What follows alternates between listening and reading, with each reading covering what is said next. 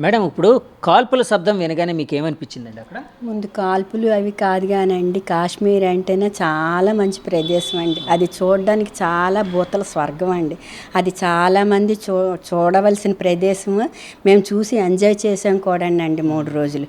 మా పిల్లలకి కూడా ఫోటోలు పెడితే నెక్స్ట్ టైం కాశ్మీర్ వెళ్తున్నాం అన్నారండి. అది అంత సుందరమైన ప్రదేశం, ప్రకృతి సౌందర్యం అండి. అటువంటి సౌందర్యాన్ని నిజంగాను ఆ భారతదేశం అది తెచ్చుకోవడానికి మనం గర్వించదగిన ప్లేస్ అండి. అది ఆ ప్లేస్ని కూడా చూడలేకుండా చేస్తున్నారండి. అది దేని వలన అన్నది మరి ఉగ్రవాదుల వలన ఎవరో తెలియదు కానండి, స్వేచ్ఛగా వెళ్ళలేకపోతున్నామండి. కాశ్మీర్ అన్న స్వేచ్ఛగా వెళ్ళి ఆ ప్లేస్లన్నీ చూస్తే మాత్రం చాలా ఇదండి, ప్రపంచానికే మంచి ఇదండి. ఆ టెర్రరిస్టుల వలన మనం చూడలేకపోతున్నామండి. చాలా మంచి ప్రదేశం, మేము చాలా ఎంజాయ్ చేసామండి. ఇప్పుడు ప్రపంచానికి అంతటికి అది చాలా మంచిది. మన భారతదేశానికి గర్వించదగిన ప్లేస్ అండి. అది మణిహారం అంటారు కదండి, కాశ్మీర్ అనేది భారతదేశానికి ఒక మణిహారం, భూతల స్వర్గం అండి. అందరూ 3 రోజుల నుండి చాలా ఎంజాయ్ చేసి మేము నెక్స్ట్ టైం వెళ్తాం అని అన్నారండి. 4వది పహల్గాం వెళ్ళామండి. వెళ్ళేటప్పటికి అందరూ ఇంకా ఇదైపోయారండి. మేడం ఇప్పుడు యాక్చువల్గా మీరు చాలా ఆనందంగా హ్యాపీగా గడుపుతూ చాలా హ్యాపీగా ఉండే సమయంలో ఈ కాల్పుల శబ్దం ఇలాంటివి అంటే టెర్రరిస్ట్ అటాక్ అని మీకు తెలియగానే ఏమనిపించింది మేడం? అది టెర్రరిస్ట్ అనుకోలేదండి, మామూలుగా అతను కూడాను గ్రీన్ షర్ట్ వేసుకొచ్చారండి. అది టెర్రరిస్ట్ అదే అంటే సెక్యూరిటీ డ్రెస్సేనండి.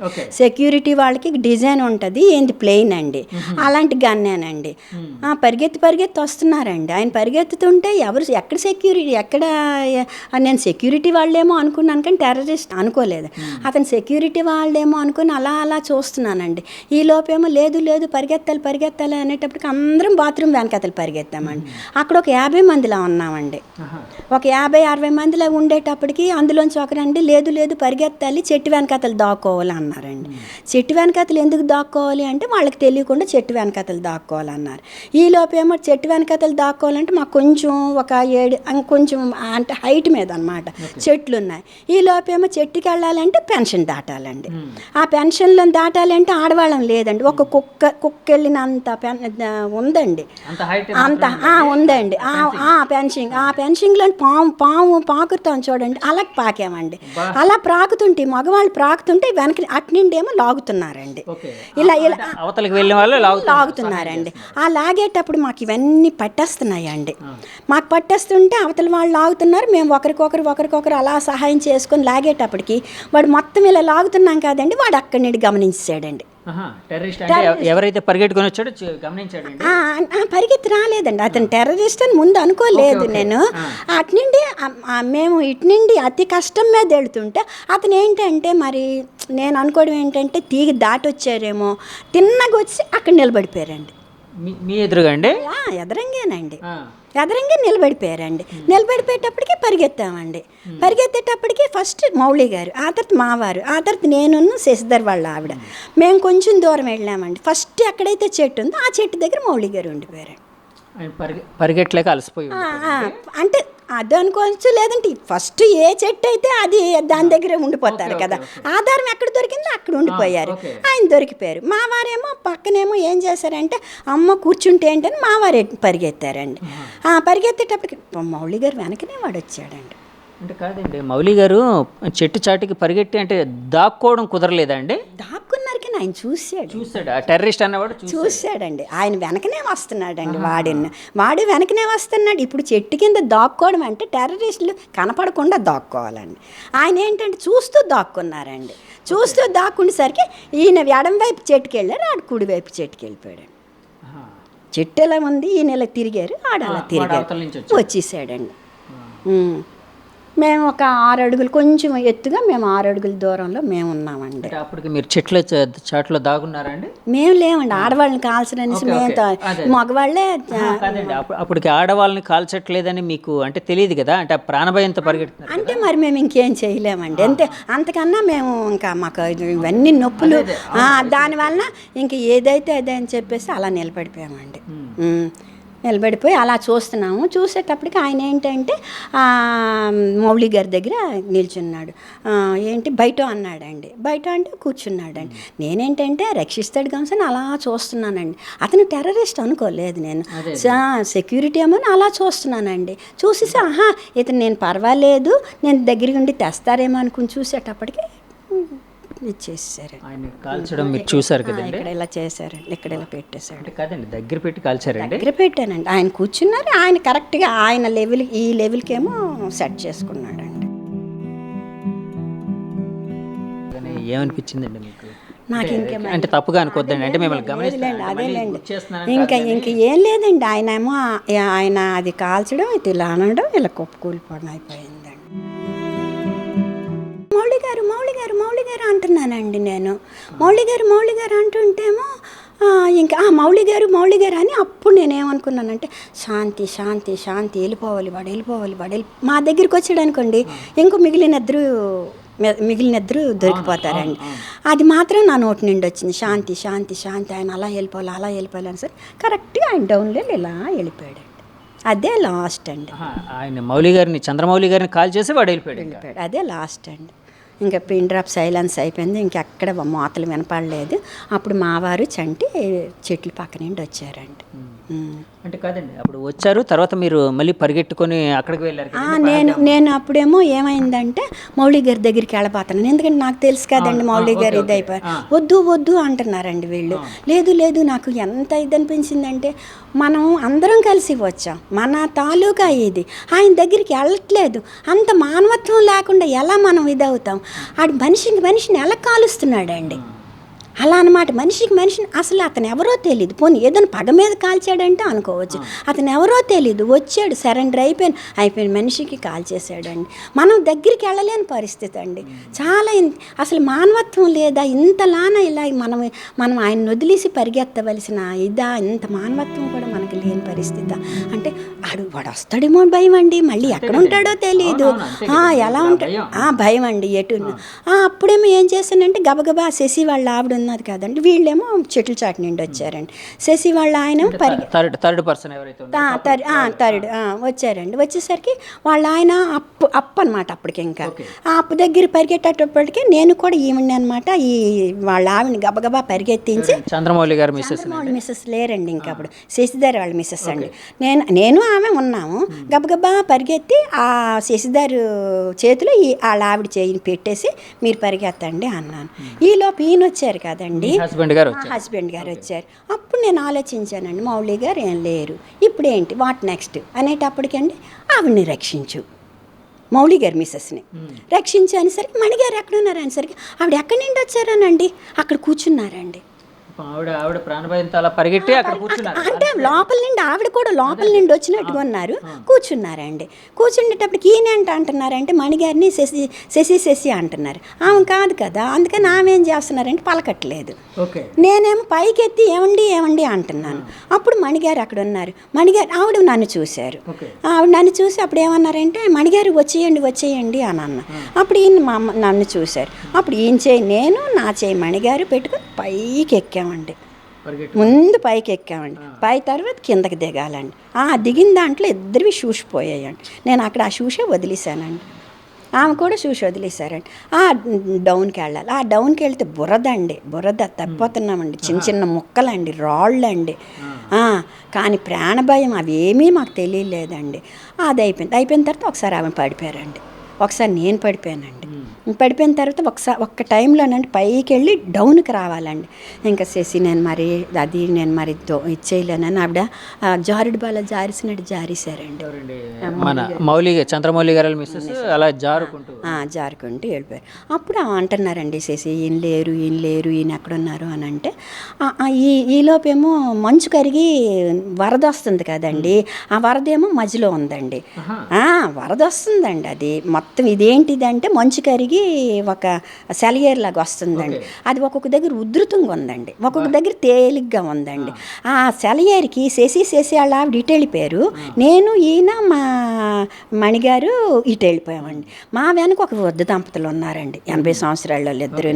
వాళ్ళు కూడా మా వెనక పరిగెడుతున్నారు. శశి వాళ్ళ వెనకాతలో ఒక ఇద్దరు యంగ్ భార్య భర్తలు. వాళ్ళు 5 అటు, మేము 5 ఇటు, వాగు కటు ఇటు అయిపోయామండి. అలా పరిగెడుతూ ఉంటండి. మళ్ళీనేమో మధ్యలో పడిపోయానండి కాళ్ళు తన్నుకొని. మా వారు నన్ను ఎత్తిన తర్వాత మళ్ళీ ఒకరు పడిపోతున్నాం, కానీ పడిపోతుంటే శక్తి ఉండట్లేదండి, ఎందుకంటే అమాంతం ఎత్తాలండి ముగ్గురు ఉన్న. అలా పడిన తర్వాత మళ్ళీ సెలయేరుకి వెళ్ళాము. ఆ సెలయేరు వెళ్ళినప్పుడు కూడా ఉధృతంకి రాకూడదు కదండి, అందుకని ఉధృతం తప్పిన తర్వాత అలా తిరిగి అట్నుండి అలా వెళ్ళి మళ్ళీ సెలయేరుకి వెళ్ళి మళ్ళీ పైకి వెళ్ళామండి. అప్పుడు కొంత దూరంకి వీళ్ళు స్ట్రక్చర్లు పట్టుకొని వస్తున్నారండి, ఆర్మీ వాళ్ళండి. స్ట్రక్చర్లు ఉన్నాయండి వాళ్ళ చేతిలో, చూశానండి ఒక 5-6 స్ట్రక్చర్లు. వాళ్ళు కూడా ఆయాసపడిపోయి వస్తున్నారండి. అప్పుడే మా అమ్మని చూసి ఇలా అన్నారండి.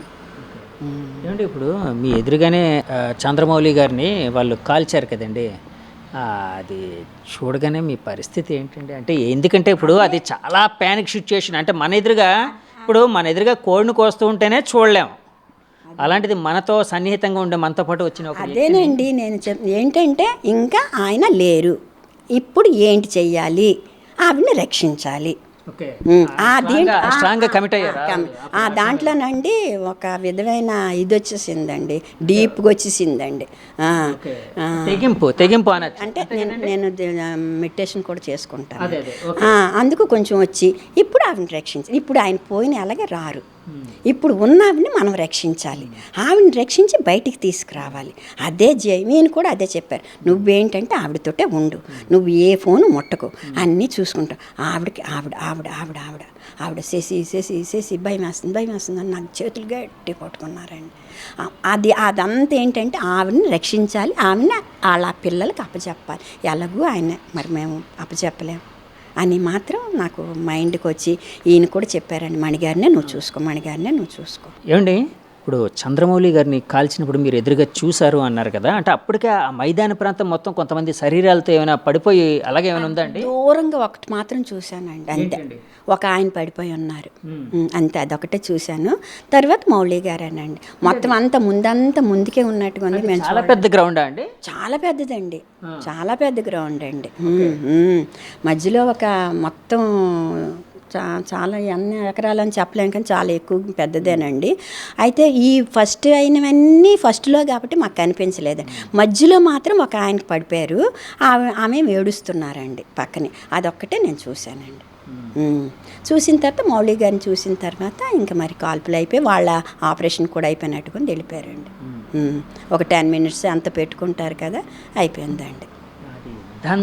పెద్ద పెద్ద సౌండ్స్ నేను ఒక 20 విన్నానండి. మేమేమిటంటే దీపావళి సామాన్ ఏంటి ఇక్కడ కాలుస్తున్నారండి, డాట్ అందులో అది ఓపెన్ ప్లేస్ అండి, అందులో రీసౌండ్ అండి, డాట్ మన బాగా సౌండ్లు వచ్చాయండి. ఒక 20 వరకు విన్నాను. ఆ తర్వాత ఏమో ఇంకా మరి ఇది లేదు, ఈ లోపేమో ఇటు ప్రక్క ఒకరు వచ్చేసారండి. మా వైపు వచ్చిన వాళ్ళు మాత్రం మేము వెంటనే దొరికిపోయాము. మీరు అప్పటికి అంటే వాష్రూమ్ దగ్గర ఉన్నారు, అప్పటికి ఫొటోస్ తీసుకోవడం అలాంటివి ఏం చేయలేదు కదండి. చేయకపోవడం వల్ల వాష్రూమ్ దగ్గరికి వెళ్ళడం వల్ల మీరు సేవ్ అయ్యారు. ఆయన వెళ్ళిన 5 minutesగానండి, మేము వెళ్ళిన 5 minutes అంతే. మా వారు కొంచెం దూరం వెళ్ళి చుట్టూ చూస్తున్నారండి, అవంతా అందాలు.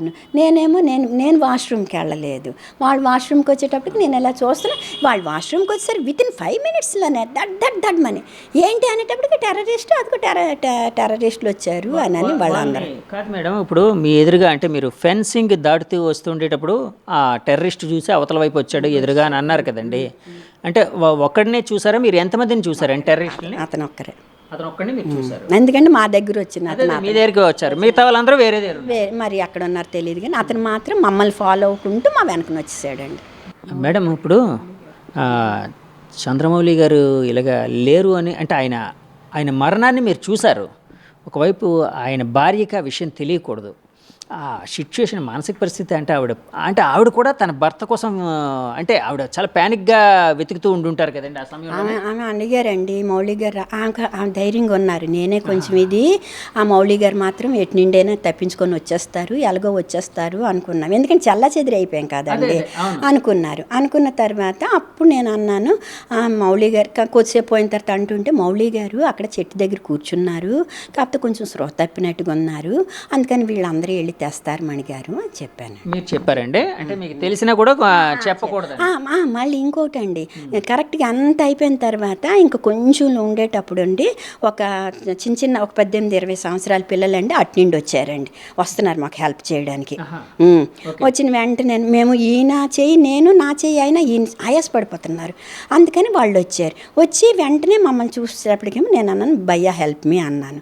అంటే ఆ అబ్బాయి ఏమో నా చేయి పట్టుకున్నాడు, ఇంకొక అబ్బాయికి ఏమో ఈ హెల్ప్ మీ అన్నాను, ఈవిడ చేయి పట్టుకోండి. ఇంకొక ఇద్దరు వచ్చి మాకన్నా పైన ఒక వృద్ధ దంపతులు అన్నారు అన్నాను, వాళ్ళని పట్టుకున్నారండి. వాళ్ళని పట్టుకొని అప్పుడు అనమాట అప్పుడు ఈయన కొంచెం మాకు రిలీఫ్ అయ్యి కొంచెం ఈయన వచ్చారండి. ఇంక వచ్చిన తర్వాత కరెక్ట్గా దిగానండి, ఏడుపు మొదలు పెట్టానండి. నాకు అంతవరకు ఇలా పట్టుకున్నానండి, పట్టేసి ఉండి ఆవిడ కొంచెం దూరంలో ఉన్నారు, నేను ఇక్కడ ఉన్నాను. ఏడు పట్టేసి పట్టుకొని మౌళి గారు మేడ మీద ఉండిపోయారండి, ఇది అయిపోయారంటే నన్ను ఒకసారి ఊరుకో. ఎవరండి? మీ హస్బెండ్ గారు? అంటే ఆవిడకి వినిపిస్తుందేమో, ఆయన భార్యకి తెలియకూడదు, ప్యానిక్ అయిపోతారని సరే ఇంకా కామ్ అయిపోయానండి. ఆవిడ పాపం మౌళి గారు అని ఆవిడ ఏడ్చారు, నేను ఏడ్చాను. ఏడ్చేటప్పటికి తరువాత మాత్రం ఏం చెప్పాను, నేను చూశానండి, ఇలాగ అయిపోయింది. కానీ కన్ఫామ్ మరి తెలియదు కదండి, అందుకు మరి అలాగా నేను ఈయన శశి గారు అనుకుని ఏంటన్నది అలా ఊరుకున్నామండి, అంతే. అండి ఇప్పుడు యాక్చువల్గా అక్కడ పిల్లలు వచ్చారు, యంగ్ బాయ్స్ వచ్చి హెల్ప్ చేశారన్నారు కదా, వాళ్ళు అక్కడ కాశ్మీరీ పిల్లలా అండి? వాళ్ళు వద్దనుకుంటానండి, ఏంటది డ్రైవర్లు అనుకుంటాను, డ్రైవర్లు కానీ లేదంటే ఈ గుర్రం బగ్గీ పిల్లలు, మరి మొత్తం కాశ్మీర్ పిల్లలేనండి. మీరు అక్కడికి వెళ్ళడం కూడా గుర్రం బగ్గీ మీద వెళ్ళారు కదండి, గుర్రాల మీద వెళ్ళామండి. కష్టమైన ప్రదేశమేనండి. వద్దని సగం త్రోవకొచ్చి ఆగిపోయాం కూడానండి, ఆగిపోయామండి. మళ్ళీ ఎందుకండి, అంటే ఎలాగైనా ఇంత దూరం వచ్చాను చూద్దామని. మేము ఇద్దరం ఉండిపోతాము అంటే మరి నలుగురు అటు ఇద్దరు ఇటు అయిపోతారు, వద్దు రండి, అందులోనేమో ఫోన్ ఒకటి లేదు, మళ్ళీ అందరం తప్పిపోతాము, అందరం కలిసి వెళ్ళాము, అందరం కలిసి వచ్చేద్దామని మౌళి గారు అనడంతో మళ్ళీ వెళ్ళాం. మేడం ఇప్పుడు అంటే తర్వాత చంద్రమౌళి గారు ఇంకా లేరు అనే విషయం ఆయన మిస్సెస్కి, ఆయన భార్యకి తెలియగానే, అంటే ఇందాక ఫోన్లో ఆవిడ చూసుకున్నారు వాట్సాప్లో అని తెలిసింది, ఇందాక మీ హస్బెండ్ గారు చెప్పారు, ఆ విధంగా తెలిసింది ఆవిడకని. అంటే ఆవిడ పరిస్థితి ఎలా ఉందండి అప్పటికి?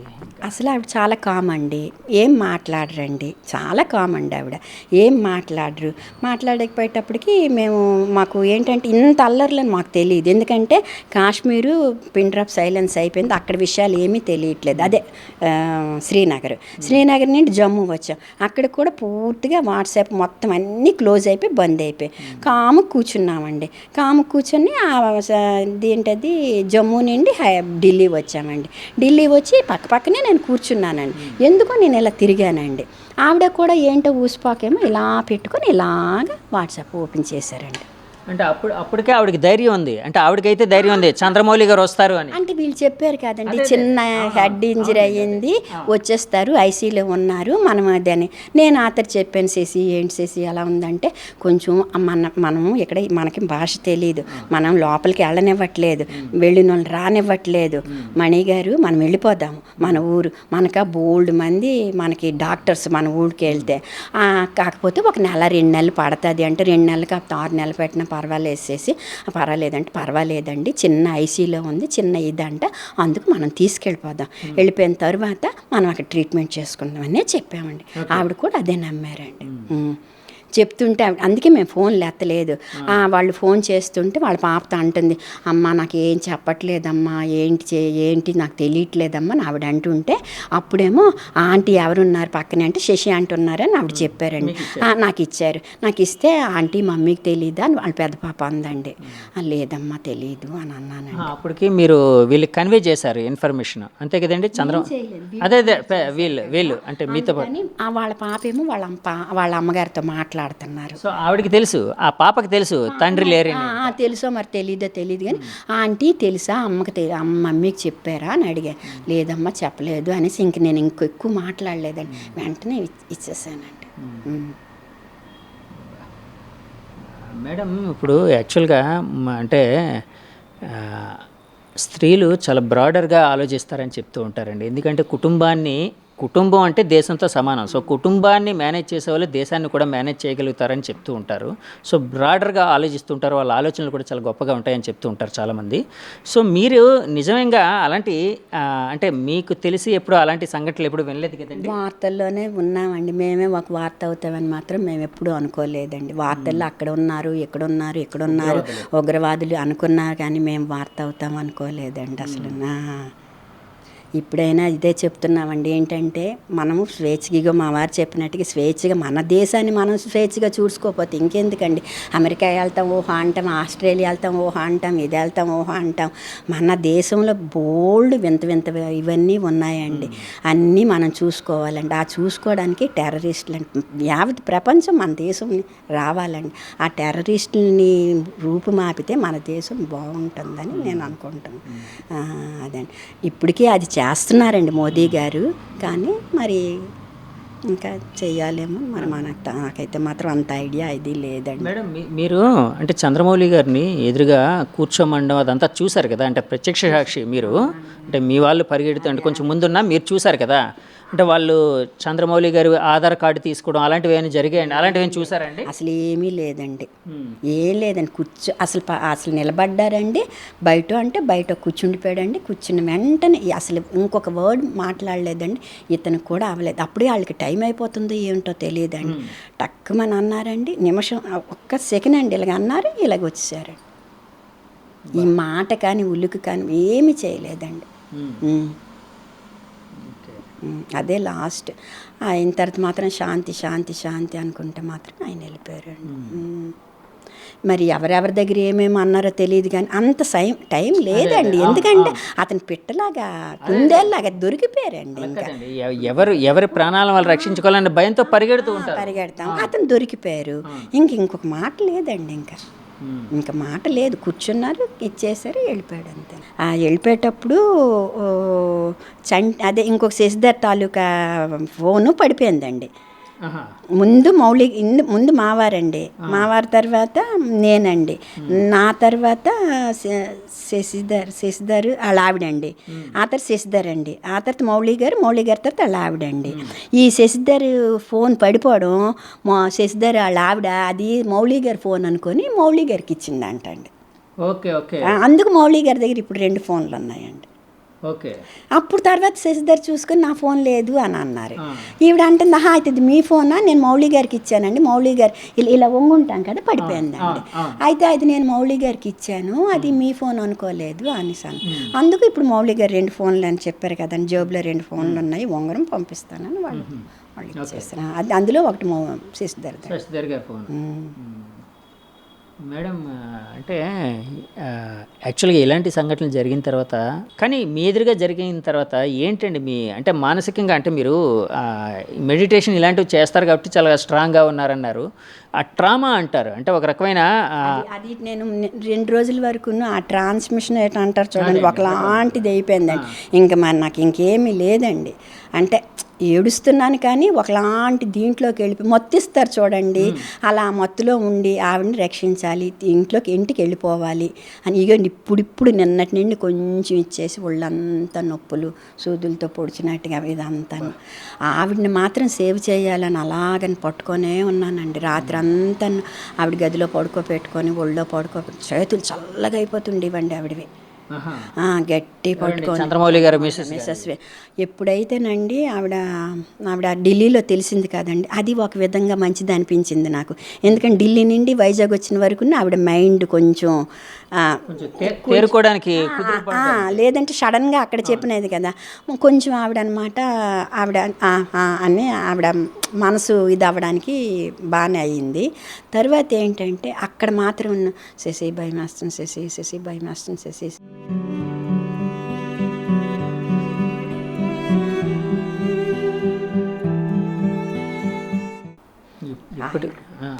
అమ్మ ఏంటంటే వాట్సాప్ చూసారండి, వాట్సాప్ చూసేసరికి వరుస ఎలా వచ్చేస్తున్నాయండి. వచ్చేసరికి శశి ఇదేటిది విశాఖ ఏంటది విశాఖవాసి దుర్మరణం ఇదేటిది నేను చచ్చిపోతాను పెయింట్ అయిపోయారండి. పెయింట్ అయిపోయారు పెయింట్ అయిపోయారు. వెంటనే కొంచెం నీళ్ళేమో కొట్టానండి. నీళ్ళు కొట్టిన తర్వాత కూర్చున్న తర్వాత పడుకోపెట్టమన్నారండి. పడుకోపెట్టమనేసరికి అక్కడ ఏమీ లేవు. లేకపోతే ఏమో చున్నీ లేదండి ఢిల్లీలో ఢిల్లీ ఎయిర్పోర్ట్లో ఈ చున్నీ తీసి వేసి ఆవిడ పడుకోపెడితే అప్పుడు ఇద్దరు డాక్టర్లు వచ్చారండి. ఇద్దరు డాక్టర్లు వచ్చి ఆవిడ కాళ్ళు ఎత్తిపెట్టి గట్టిగా ఇచ్చేసి ఇలా కట్టి కొంచెం నీళ్ళేమో వేస్తే అప్పుడు కొట్టుకేస్తారు అమ్మాయి అనుకుని డాక్టర్లు మరేం పర్వాలేదు ఆవిడతో మాట్లాడించండి అని చెప్పేసి వెళ్ళిపోయారు. కొద్దిసేపు పోయిన తర్వాత మణి అంటే అప్పుడు చాలాసేపు అయిన తర్వాత లేచి శశి నాకు ఏం అవ్వదు, ఏం పర్వాలేదు, నాకు ఏం అవ్వదు అన్నారు. అమ్మాయి అనుకున్నా. మేడం ఇప్పుడు ఆ జ్ఞాపకాలు అంటే ఇంకా నిద్రలోకి వస్తున్నాయండి? ఇంకా మరి వారం రోజులు అయ్యింది కదండి. ఇంకా అది అంటే అందులోంచి తేరుకోవడం చాలా కష్టమైన విషయం, అంతే కదండి. అంతే మరి.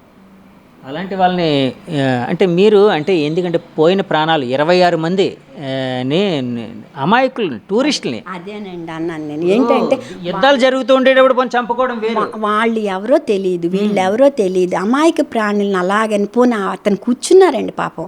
కూర్చున్న మనిషిని ఇలాగిచ్చి పోనీ పరిగెట్టారు, అతనికి ఎదురు తిరిగారు, ఏదో చెప్పారు, అది ఇది అనేది కూడా లేదండి.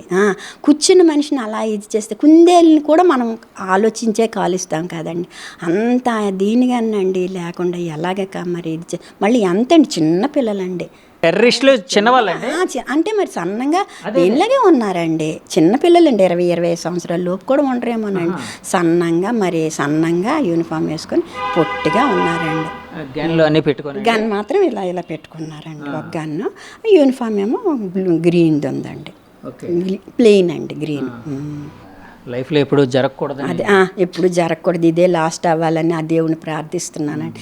ఎందుకంటే ఇంకా మరి అలాగే తట్టుకునే శక్తులు కూడా చాలామందికి ఉండవు కదండి. నేను స్వయంగా అది అనుభవించాను. ఏదైనా చెడు ఎప్పుడు కూడా అనుభవించకూడదండి అది. అందుకని ఆ దేవుని ప్రార్థిస్తున్నాను, ఇదే లాస్ట్ అయిపోవాలి, భారతదేశం సుఖశాంతులతో ఉండాలండి. సార్ అంటే ఒకటి విన్నానండి నేను, అంటే మీడియాలో కూడా చాలా ప్రముఖంగా వచ్చింది. అక్కడ టెర్రరిస్టులు వాళ్ళందరినీ చంపేస్తూ ఒకరితోనే ఎవరితోనో కొంతమందితోని మీ ప్రధాని మోడీకి వెళ్ళి చెప్పుకోండి అని అన్నారని కూడా అంటే కొన్ని వార్తలు అయితే వచ్చాయండి. ఏంటి సార్ మీ ఫీలింగ్ ఏంటి దాని మీద? అంటే అలాంటివి జరిగే అంటే మీరు మీ ఎదురుగా ఏమైనా చూసారా అలాంటివి? అంటే నా దగ్గర ప్రత్యక్షంగా కాదు కానీ అక్కడ బాధితులు మాత్రం చెప్పారు ఏంటంటే, ఇప్పుడు వెళ్ళి మీ ప్రధానితో చెప్పుకుని అంటే మీ మోడీతో చెప్పుకుని అన్నారు, మీ ప్రధాని కాదు మీ మోడీతో చెప్పుకుని అన్నారంట. కానీ అది అంటే అది దుశ్చర్య కాదు, అది ఖండకావరం అది. ఎందుకంటే అతను భారతదేశ ప్రజలందరికీ ప్రధాని, అది ఇన్ని కోట్ల మందికి ప్రతినిధి అయ్యింది, అతన్ని చాలించేయడం అనేది చాలా తప్పు. అది మనం ఇప్పుడు ఏమైనా టెర్రరిస్టులు అంటున్నాం కానీ టెర్రరిస్టుల తాలూకా ఆ కంటితుల ప్రధాని మనం ఏమి అంటం లేదు కదా. కాబట్టి ఆ మాత్రం కూడా ఇంకిత జ్ఞానం లేకుండా వాళ్ళు మాట్లాడడం అది మన సార్వభౌమత్వానికి నిజంగా చెప్పాలంటే ఛాలెంజ్ చేయడం అది. సో అటువంటి మాట్లాడినట్టు నిజంగా నువ్వు శిక్షించాలంటున్నారు కదా, మీరు శిక్షించాలంటే 4 తీసేయాలి దీని ప్రకారం.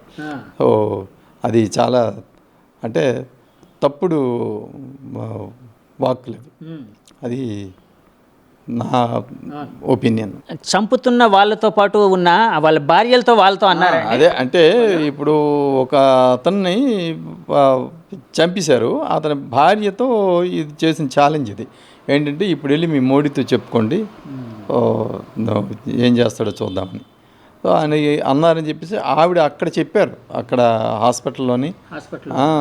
అక్కడ తర్వాత మిగతా కో ఇది టూరిస్టులతోటి ఆవిడ చెప్పగా నేను విన్నాను. ఓకే. అది అంటే ఓ బాధితురాలు. మేడం ఇందాక మీరు ఏదో చెప్తూ ఉన్నారు లెటర్ అని ఏదో నేను కూడా ఈ విషయం మోడీ గారికి లెటర్ రాద్దాం అని అనిపించిందండి. ఎందుకంటే ఆయన టెర్రరిస్టుల్ని రూపుమాపడంలో ప్రముఖ పాత్ర వహిస్తున్నారండి. కానీ ఒక బాధితురాలుగా మోడీ గారికి లెటర్ రాసేసి ఇదే లాస్ట్ ఉగ్రవాదం అని మన దేశం శాంతిగా ఉండాలి. హార్ట్ఫుల్నెస్ కన్హా శాంతివనంకి హైదరాబాద్ వచ్చారండి ఆయన మోదీ గారు వచ్చారు. రెండు మూడు సార్లు మా దాజీ గారిని తో కలిశారండి. నేను కూడా ఒక అభ్యాసినేనండి. అందుకని మోదీ గారితో అలా లెటర్ అంటే ఆ ఐడియా వచ్చిందండి. మోదీ గారితో లెటర్ మరి నాకు ఎలా తెలియదు కదా. అందుకని ఆయన హైదరాబాద్ వచ్చారు కనుక మోదీ గారితో ఇలా లెటర్ రాయాలి. ఆయన ముందు ఆయన కృషి చేస్తున్నారు. ఇది లాస్ట్ అవ్వాలి, భారతదేశం ఇంకొంచెం శుభ్రంగా ఉండాలి, సుఖ సంతోషాలతో ఉండాలి, అందరూ చెప్పినట్టుగా అనమాట హ్యాపీగా బయట తిరగాలండి. మన ఏ టూరిస్ట్కి వెళ్ళినానండి చేతులు ఉగ్గు పెట్టుకొని వస్తున్నామండి. ఒక కాశ్మీర్ కాదు, ఒక కాశ్మీర్ కాదు, ఒక ఢిల్లీ కాదు, ఎక్కడికి వెళ్ళినానండి. మరి మన దేశంలోనూ ఈయనన్నట్టు మన దేశంలో మనం స్వేచ్ఛగా తిరగకపోతే మరి ఇంకెందుకండి. ఆ విషయంలో మోదీ గారు మాత్రం చేతులెట్టి దండం పెట్టవచ్చు. చాలా బాగా చేస్తున్నారండి. ఈ మాత్రమేనా 20 సంవత్సరాల నుండి కాశ్మీరు టూరిస్టులు వెళ్ళగలుగుతున్నారు అంటే ఆయన చదివానండి.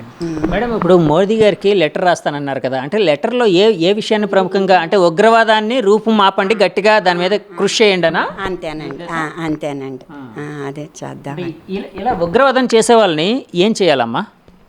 మీరేమనుకుంటున్నారు చెప్పండి. మీ అది నాకైతే తెలియదండి. అంటే నా ఊహకి ఏమీ లేదు. ప్రభుత్వంగా ఆయన ఏం చేస్తారన్నది ఇది చేసుకో అంత నాలెడ్జ్ నాకు లేదండి. కాకపోతే ఏంటంటే శాంతిగా ఉండాలి, సహనంగా ఉండాలి, మంచిగా ఇదేంటది భారతదేశం ఉండాలి, ఎక్కడికి వెళ్ళినా శాంతిగా ఉండాలి.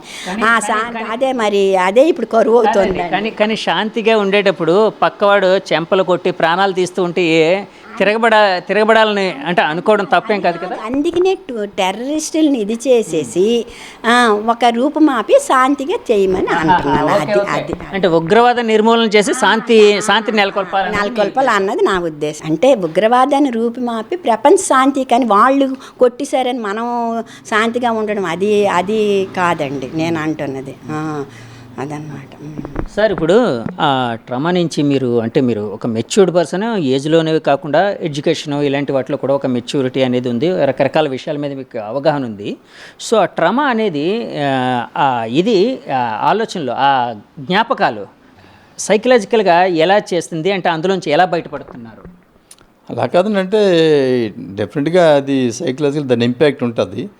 మనం అంటే ఆలోచన విధానాన్ని కూడా కొద్దిగా తగ్గించేస్తుంది. తర్వాత ఆలోచన కూడా అంటే సరైన మార్గంలో వెళ్లకుండా చేస్తుంది.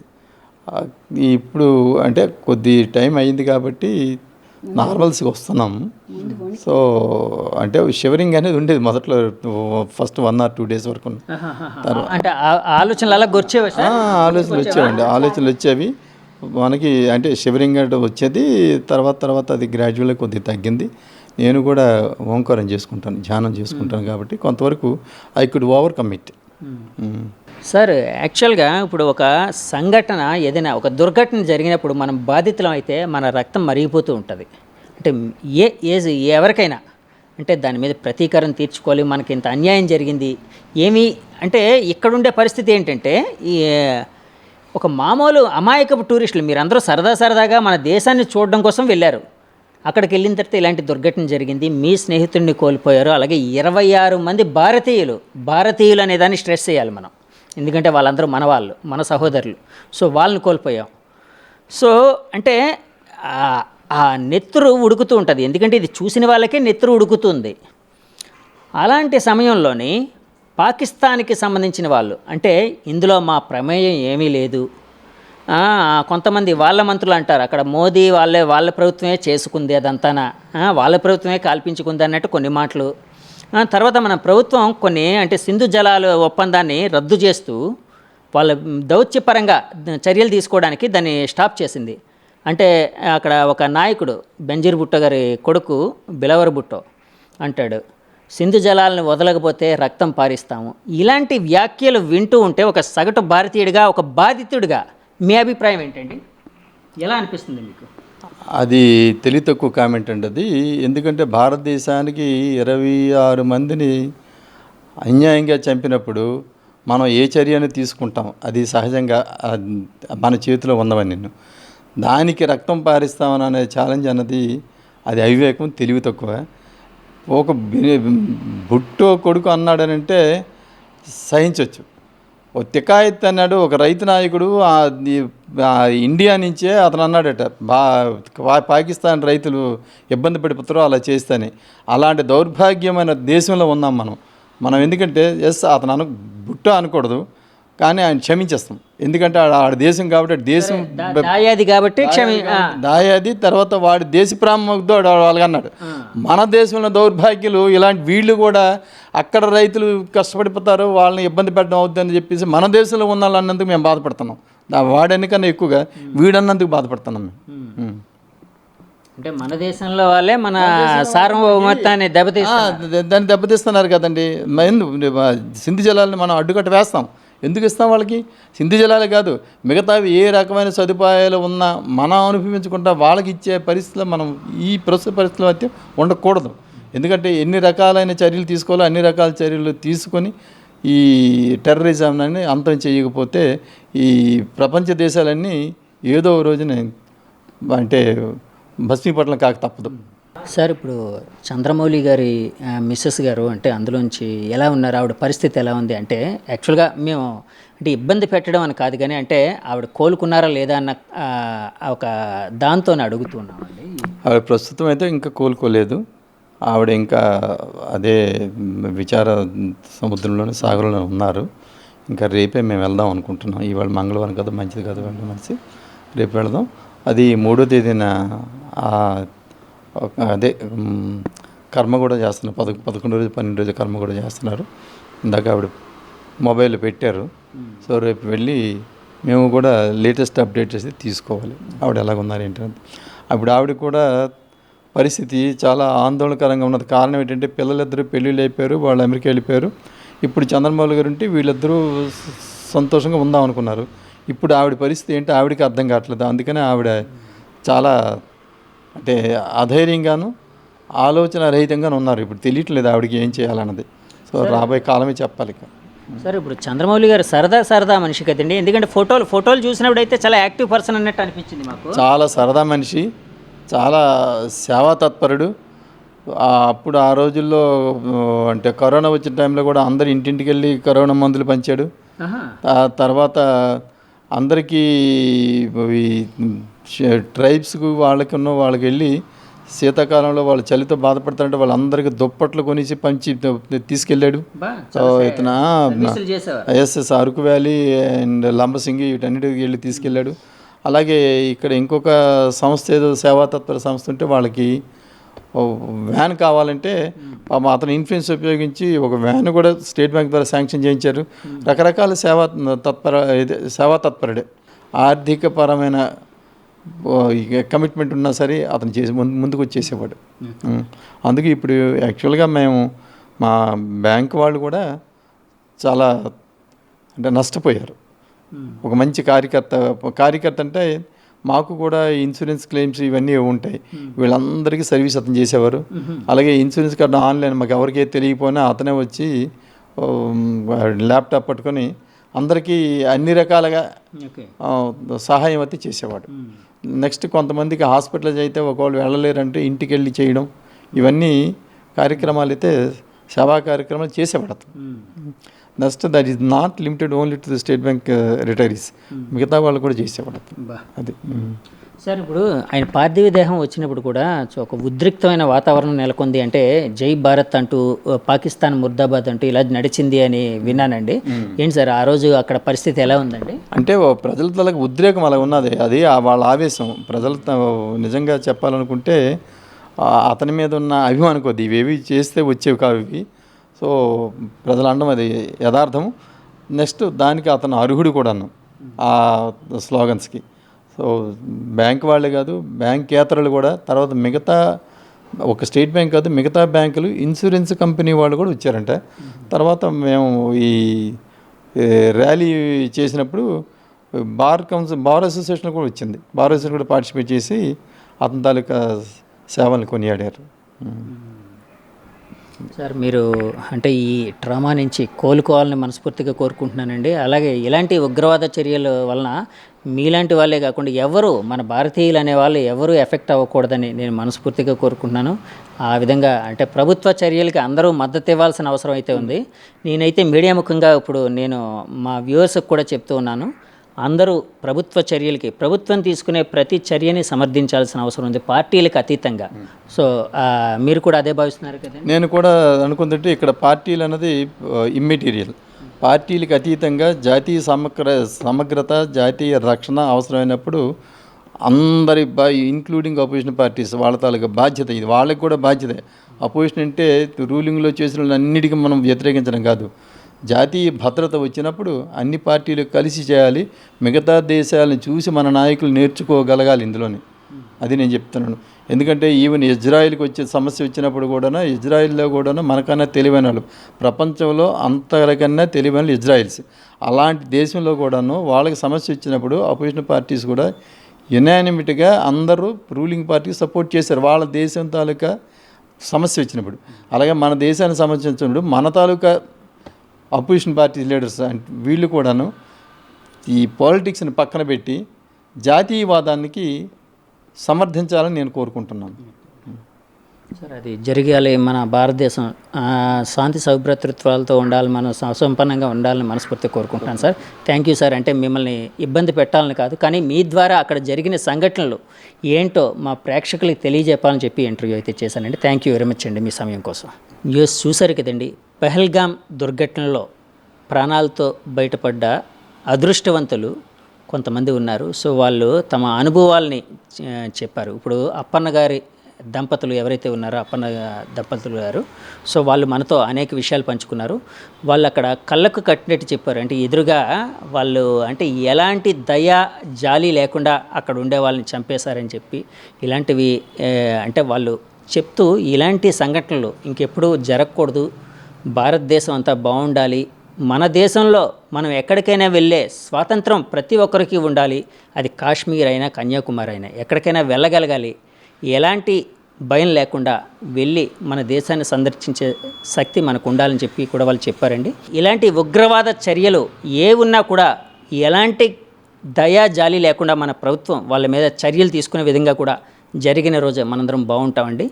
సో ఇలాంటి సంఘటనలు ఇంకెప్పుడు జరగకూడదని కోరుకుంటూ, అంటే నా జీవితంలో ఇంకెప్పుడు ఇలాంటి అంటే సంఘటనలకు సంబంధించి ఎలాంటి ఉగ్రవాద చర్యలకు సంబంధించి నేను ఎప్పుడు ఎలాంటి ఒక రిపోర్టింగ్ కూడా చేయకూడదు, అలాంటి రోజు నా జీవితంలో రాకూడదు, అంటే ఇలాంటి ఉగ్రవాద సంఘటనలు ఇంకెప్పుడు జరగకూడదని మనస్ఫూర్తిగా కోరుకుంటున్నానండి. భారతీయులందరూ జై హింద్ అంటూ కులమతాలకు అతీతంగా మన దేశం వెంట ఉందాం, మన దేశాన్ని ముందుకు తీసుకుని వెళ్దామండి. Thank you very much. Signing off me Jagadish.